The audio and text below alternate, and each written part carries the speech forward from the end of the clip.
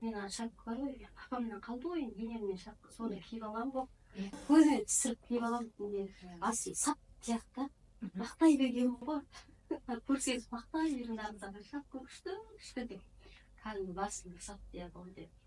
Анам балдық басында қайтадан осы екі апта бұрын кезек береміз ғой. Шағын ғой, класс жер ғой енді.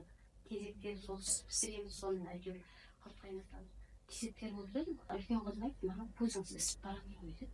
Мына келесі өзіңіз асты істеп салған.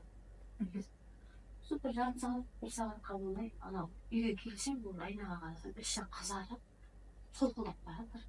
Не түсті ма, мен көз түсті ма білмеймін ғой, кезектер отыр. Күн аз, бір күн ыссы қалайсың деп. Ой, Танзақ не істесем екен, больницаға барсам деген, көзімді көрсетіп келсем екен, сол қазір бірінші майының мейрамды 9-шы май барамын.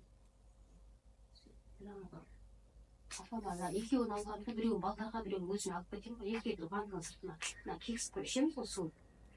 Соны аламын да, теріс айналып көзім басып жатсаған жатыр. Көзім ілініп кетіпті. Соны шай болды, обед болды, тұрыңыз дейді да, тұрсам, ісігі қайтып, қызарғаны азайыпты. Обед ішіп аламын да, анан тағы бір сағат ұйықтап қалып тұрсам, гым жоқ қой. Құдіретін қарасай деп. Мақтап қоймаймын, сендер балдарым ау, сенбейсіңдер ғой. Өзің пайдалана бер, жанасыңдар дейді ғой. Өте құдірет.